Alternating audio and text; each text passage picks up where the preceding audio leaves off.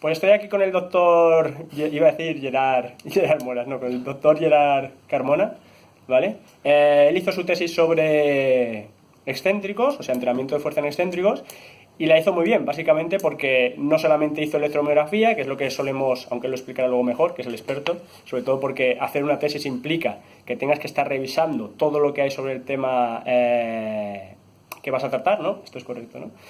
Y la mayoría sobre con electromiografía, y él utilizó métodos más avanzados, más precisos, como son pues el análisis de sangre, que ahora nos dirá si es algo que se utiliza habitualmente o no, pero para mí es muy importante, y luego el tema de la resonancia, que es mucho más eficiente que no la electromiografía, que puede tener mucho más error, ¿no? ¿Lo que he dicho es correcto, no? Sí, es correcto, así es. Lo que pasa es que mi tesis se focalizó principalmente en daño muscular. Ajá. Y claro, la condición sine qua non para que haya daño muscular es que haya un cierto trabajo excéntrico. Ajá.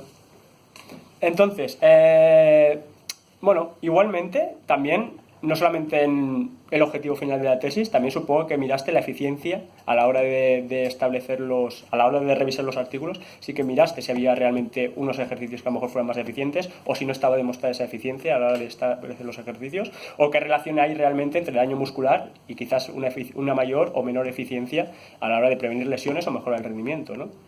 Sí, exacto. Al final el daño muscular era una de las respuestas que puede inducir a nivel fisiológico el ejercicio excéntrico. Entonces lo que tuvimos que hacer fue cierta revisión de diversos trabajos excéntricos y de qué magnitud eran y qué daño podían llegar a inducir. Lo que pasa es que sí que es cierto, es que nosotros para la tesis lo que buscamos es que hubiese una respuesta fisiológica importante, con lo cual buscábamos intensidades y volúmenes relativamente elevados. De hecho, la tesis se divide en dos bloques.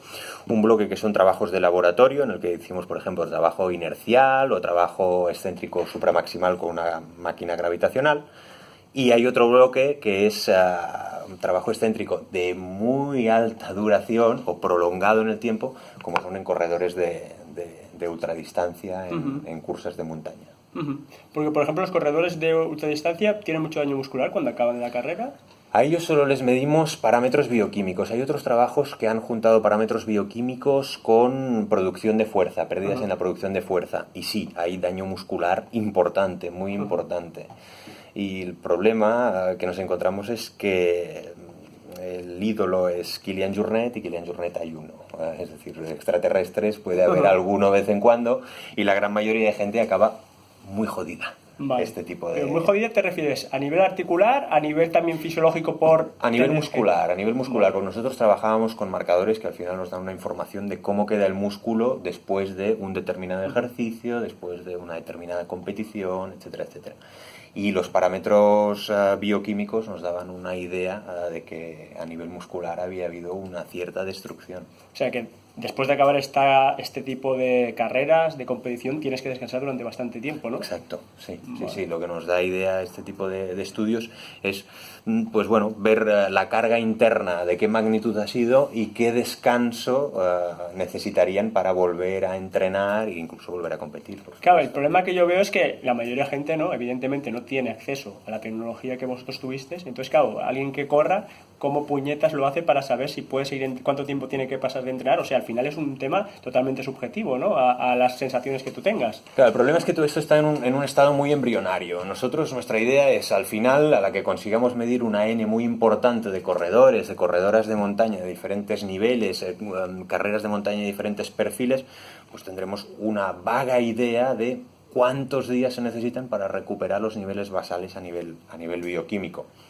De todas formas, la buena noticia para todos los que provenimos de CAFE es que los parámetros funcionales, como por ejemplo la producción de fuerza, que nosotros podemos medir de una forma mucho más sencilla y cualquier entrenador de cualquier corredor de montaña puede acceder fácilmente a un tipo de medidas como estas, pues nos dan una información incluso más valiosa de la que nos puede dar la bioquímica. Bueno, entonces en este caso lo que sí que es importante es hacer algún tipo de valoración, ¿no?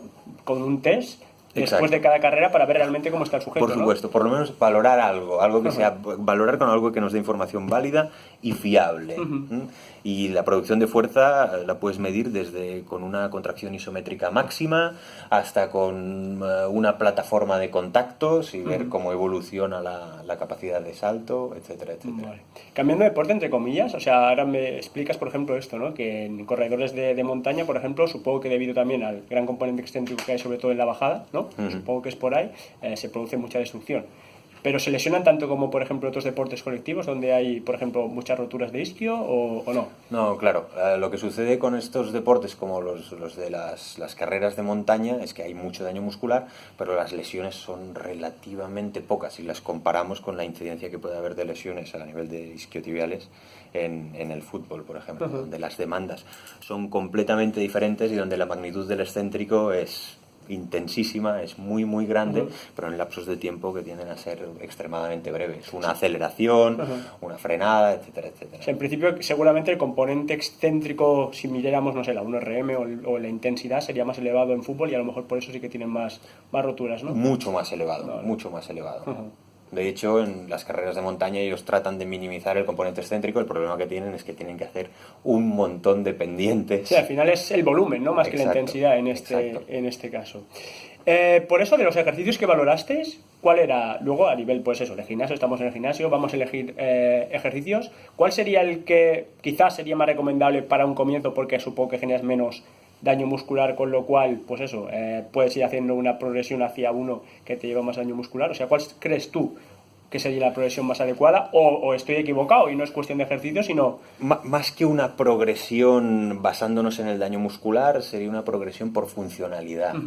Y dentro de la funcionalidad sí que el excéntrico pues tendrá un cierto impacto. Lo que se debe buscar al principio es minimizar el impacto fisiológico que provoque este excéntrico, de forma que podamos preservar la capacidad de adaptación del sujeto, del deportista en este caso, sin que haya grandes saltos, sin que haya un nivel de daño muscular relativamente elevado. El problema que tenemos es que también estamos en un estado muy embrionario y la respuesta al ejercicio excéntrico en gente moderadamente entrenada puede variar muchísimo. Sí, esta es otra cosa que quería comentar contigo, ¿no? O sea, realmente es muy difícil saber, o sea, si tenemos 20 sujetos, su respuesta puede ser totalmente diferente, ¿no? A pesar de su nivel de entrenamiento, a pesar de en un test las RM que levanten o no levanten, ¿no? Sí, la respuesta puede ser muy muy diferente, tanto en la pérdida de producción de fuerza, que es el marcador indirecto de daño muscular más fiable y más válido, como en los parámetros bioquímicos, que nos den una idea del nivel de destrucción muscular. Así tú, por ejemplo, puedes poner a un deportista moderadamente entrenado a realizar un ejercicio como puede ser un single deadlift y que tenga una respuesta X, y a otro deportista del mismo deporte, incluso de la misma posición, que realice el mismo ejercicio y que su respuesta sea X más 2, que acumule más daño muscular. No, yo lo que estoy de acuerdo es, evidentemente, que bueno, ya lo hemos hablado en privado muchas veces, es eso, ¿no? Que el hacer por ejemplo, el single deadlift, no solamente seguramente sea la propia respuesta fisiológica, sino también a la hora de ejecutar el ejercicio, la estructura anatómica, el ADM que tenga cada sujeto. A lo mejor hay uno que sin querer o sin darse cuenta acaba haciendo una rotación más interna de cadera, otro que hace otra rotación más externa de cadera, entre comillas. Ahí también hará más fuerza isométrica de rotación excéntrica o isométrica de rodilla, que como sabes también está dentro de los isquios, pues también son rotadores, con lo cual, claro, son cosas que normalmente no tenemos en cuenta, ¿no? Al hacer ejercicios, cogemos a un montón de gente, oye, hazme este ejercicio y ya está, y no te preocupas eso, de mirar si anteriormente, ¿no? Cómo se estructura a la hora de diseñar el ejercicio. Y no hay, ¿no? Tú que has revisado la bibliografía, en este caso no hay nada, ¿no? Publicado en este sentido, o habrá muy poco, ¿no? No, en este sentido no hay, o hay muy poco. Lo que empieza a haber ahora es, pues el nivel de activación que produce un ejercicio respecto a otro en lo que es el compartimento de los isquiotibiales. ¿Cuál activa más el bíceps femoral, ya sea su cabeza larga o la corta? La mayoría de ejercicios, por eso, el que adquiere un papel protagónico es el semitendinoso. Sí, esto es lo que te iba a decir, ¿no? Eso sí que parece que empieza a ser una verdad bastante extendida. Yo lo que he visto es eso, ¿no? Que mucha gente pretende, entre comillas, entrenar el bíceps femoral, ¿no? Porque es el que se rompe, y luego a lo mejor estamos entrenando semitendinoso más, ¿no? Exacto. Entonces, claro, dices, Sí. entonces, ¿vale la pena? ¿No vale la pena? Por eso siguen habiendo lesiones, porque bueno, pese a toda esta investigación, el número de lesiones isquiotibiales, ya te digo, yo desde el que lee la prensa, no ve que estén bajando ni No, mucho de hecho menos, hay ¿no? una revisión de Extran del 2016 que dice que en los últimos 30 años han incrementado las lesiones. Uno de los factores que puede llevar a esto es que también los deportistas de élite han pasado a competir más. Por ejemplo, en fútbol tienen mayor densidad competitiva. Y quizá la intensidad también sea más elevada, ¿no? Claro, sí, están sometidos a un estímulo competitivo que es el más agresivo durante más tiempo. Las horas de exposición al estímulo más lesivo se han incrementado, por mucho que la ciencia pues trate de mejorar los protocolos de prevención y de rehabilitación y de return to play. Pero esto que comentábamos del semitendinoso es una de las cosas que a mí más me llama la atención, porque por ejemplo el leg curl, aunque sea inercial, el leg curl provoca activación principalmente de semitendinoso. Que no quiere decir que no esté bien, hay que trabajar el semitendinoso, por supuesto, está bien, pero al final después en un sprint, que es cuando se acaba rompiendo el bíceps femoral, normalmente no el semitendinoso, el bíceps femoral, la cabeza larga es el que tiene las incidencias de lesiones más elevadas, trabajará de forma biarticular los isquiotibiales y se incidirá más precisamente pues en la cabeza larga del bíceps femoral, cosa que un leg curl no consigue. Sí, bueno, yo es lo que, ya sabes que estoy en contra, no veo que la mejor opción sean los leg curls, ni en yo-yo, ni evidentemente en una máquina normal inercial con placas, y tampoco estoy muy a favor del nórdico, que sí que es biarticular, porque ahí sí que haces un isométrico de glúteo, pero quieras que no, bajo mi punto de vista, el hecho de que las dos piernas estén paralelas ya hace que la posición de la cadera no se parezca a lo que sucede en un sprint, por lo tanto, la posición del músculo cuando haces fuerza evidentemente no va a ser la misma, porque tienes una cadera que va a tirar para atrás, entre comillas, y otra que va a tirar para el otro lado. Entonces, claro, lo sé porque cuando estiras lo notas, ¿no? Si están las dos piernas paralelas o una está en flexión y la otra está en extensión. Con lo cual, claro, no me acaban de convencer. Por otro lado, luego, si miras más allá, porque sabes que, bueno, los físicos no tenemos mucho tiempo para hacer ejercicios, no me está preveniendo nada a nivel, por ejemplo, de propiocepción o de control motor, porque estoy apoyado de rodillas y no estoy preveniendo, por ejemplo, en un single deadlift, pues tienes que tener un equilibrio y estás preveniendo también lesiones de tobillo y de rodilla, ¿no? Bajo mi punto de vista, incluso seguramente de cadera, porque también tienes que estabilizar con la cadera, con lo cual, por eso me gustan más estos ejercicios, ¿no? Porque creo que al final son más funcionales. El problema es que no veo, o sea, sí que hay mucha literatura que te dice, pues el porcentaje de lesión utilizando el Nordic Curl ha bajado, ¿vale? Sabemos que ha bajado, pero y hay mucho de esto en la literatura. Y hay mucha, pero los otros ejercicios que realmente, bajo mi punto de vista, son mucho más útiles porque te dan más en menos tiempo, no hay, ¿no? Casi revisión, además de electromiografía, ¿no? Claro, hay muy poco, pero yo creo que es porque se ha focalizado poco la atención. Ahora, actualmente, ya parece empezar a cambiar un poco la corriente que han instaurado OPAR y demás de focalizarse muchísimo en el Nordic Hamstring y tratar de hacer un ataque a nivel preventivo de los isquios mucho más holístico. Está bien el Nordic Hamstring, pero no puede ser la panacea. Sí, ese es mi tema, ¿no? No puede ser la panacea. Entonces, ¿tú puedes realizar un Nordic Hamstring? Sí, por ejemplo, en la última propuesta de algoritmo de recuperación de isquiotibiales de Mendiguchia, mete el Nordic Hamstring, pero lo mete dentro de un algoritmo de recuperación en la que hay muchísimos más ejercicios y un ataque mucho más holístico a los isquios a nivel preventivo. Con lo cual, quedarse solo con el Nordic Hamstring, y que yo he de confesar que hace muchos años me ponía a leer y encontraba mucho en la literatura sobre Nordic Hamstring, y pues hay que hacer Nordic Hamstring. Sí. Y con los atletas me puse a hacer Nordic Hamstring porque eso parecía que era la panacea, pero después con una visión más crítica y viendo lo que realmente sucede con los atletas dices, oye, a ver, vamos a hacer otras cosas también y vamos a buscar otras vías que den algo más de funcionalidad y algo más de transferencia a la carrera. Sí. Y además que las sensaciones también con los deportistas en el Nordic Hamstring son muy variadas.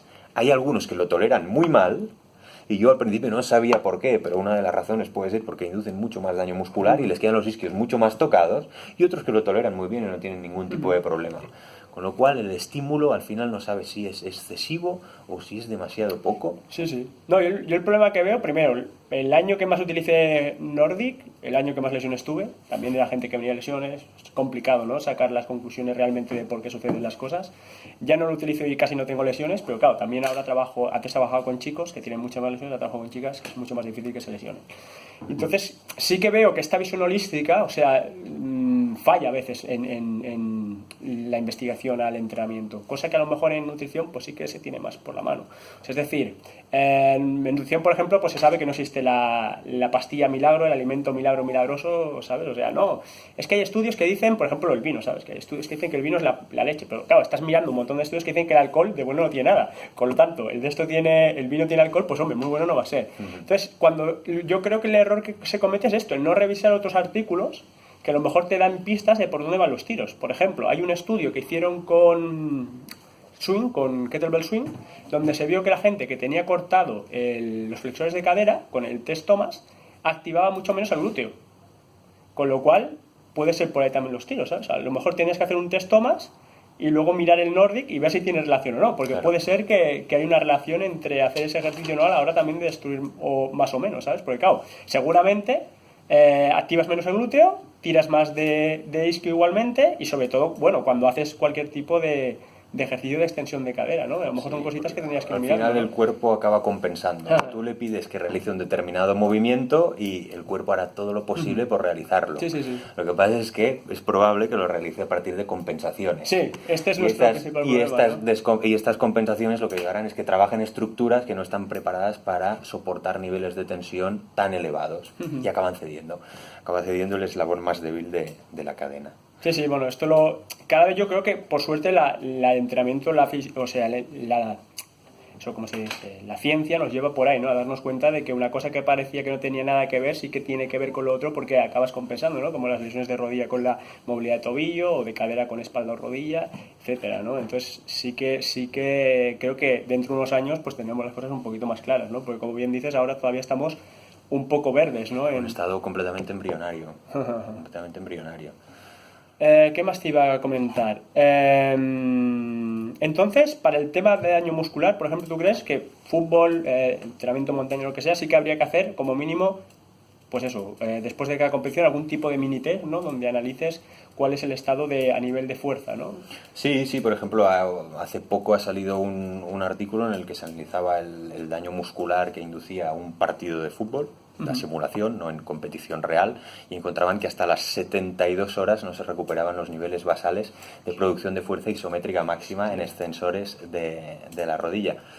Es tiempo, y es bastante tiempo, con lo cual eso te tiene que condicionar seguramente los entrenamientos que realices de generación, postpartido y la primera carga que le pongas a las 48 horas.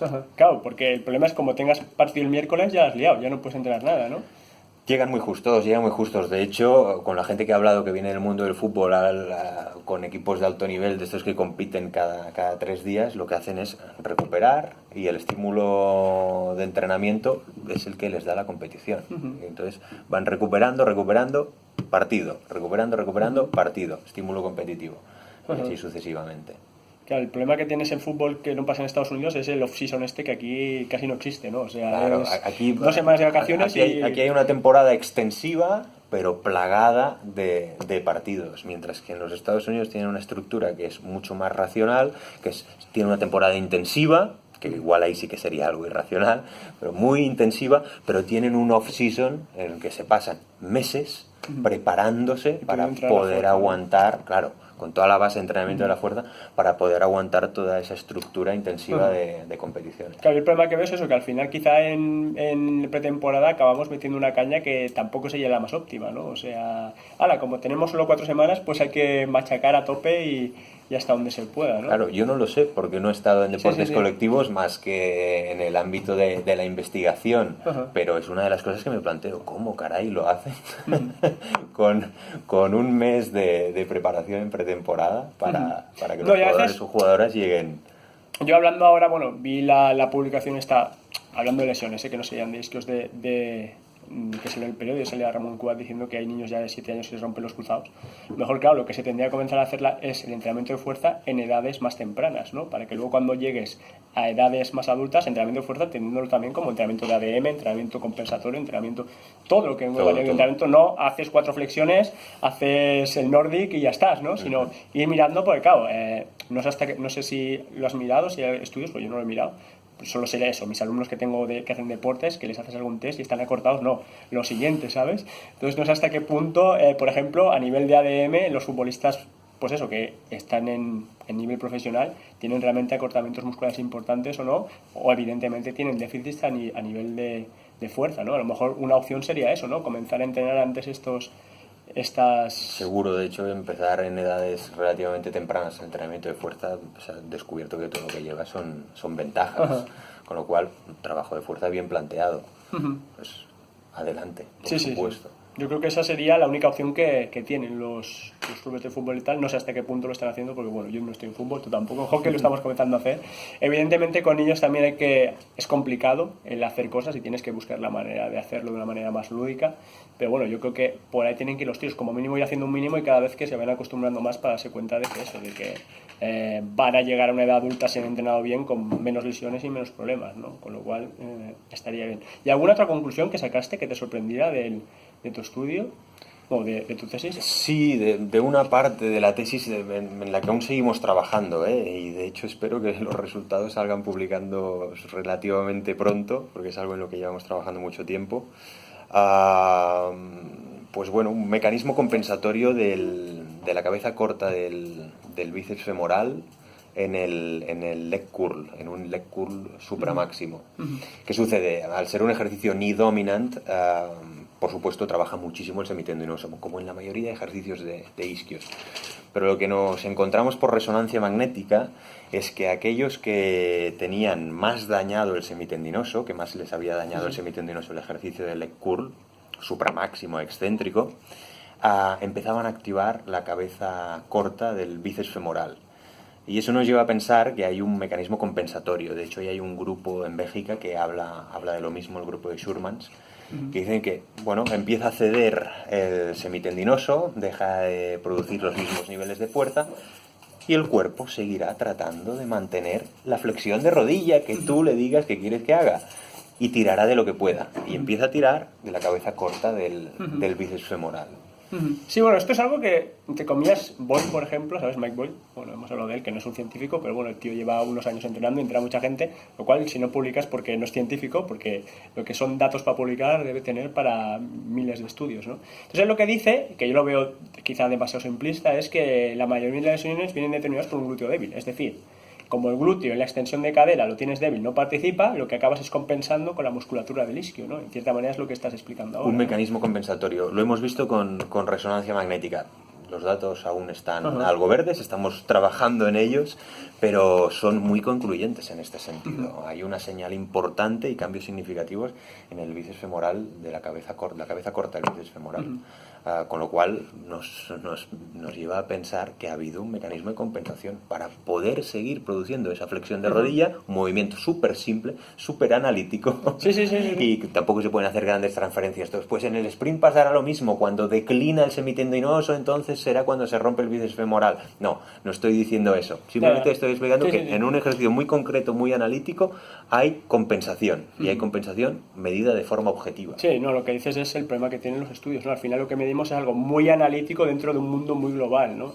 Y además nosotros, el otro día, bueno, por Twitter lo discutía, porque se me habían puesto muy pesados, tenemos un hándicap además, un déficit tenemos, que es que nosotros no somos capaces de hacer un doble ciego, por ejemplo. Entonces, si cogemos a un grupo y le hacemos hacer un ejercicio, por ejemplo, el Nordic, lo que tú quieras, el que me gusta más, el single deadlift, y a otro no le hacemos hacer nada, evidentemente el grupo sabe que está haciendo algo que en teoría le va bien, con lo cual sería lo que sucede imagínate, en farmacias sería imposible que se aprobara un medicamento sin doble ciego, y sin embargo nosotros sí que lo estamos haciendo, porque claro, es que como lo haces para no hacer el doble ciego, ¿sabes? O sea, es muy complicado, ¿no? Es mucho más complicado, más complicado, porque lo más normal es que los sujetos por lo menos intuyan como mínimo que están recibiendo algún tipo de Claro, que tratamiento. el tema placebo no lo puedes quitar. Y el tema placebo se ha visto en otros estudios que funciona, porque si no, claro, no lo harían, ¿no? Los que se ocupan de fabricar, por ejemplo, medicamentos, pues claro, sería mucho más fácil no hacer el doble ciego, pero si lo hacen es porque saben que tiene un efecto